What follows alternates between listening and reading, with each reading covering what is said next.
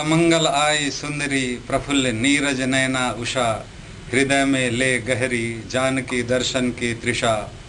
निहार मोती उपहार लाकर पल्लव कर में, सती कुटीर के बाहर आंगन में खड़ी होकर बोली कोकिल स्वर में, दर्शन दो सती अरी बीती विभावरी।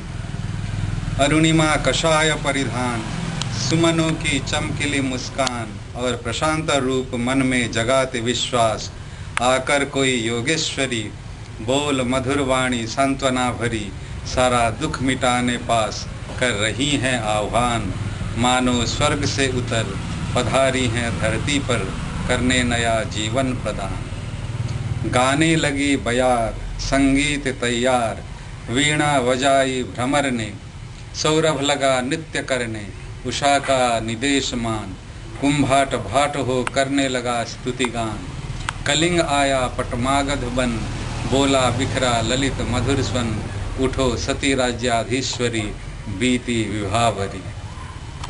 मुनि जनों के बदन से उच्चरित वेद स्वन से, हो गया व्याप्त श्यामल वनस्थल। पार कर व्योम मंडल ऊपर गूंज उठा उदात ओमकार, मानो सरस्वती की वीणा झमकार।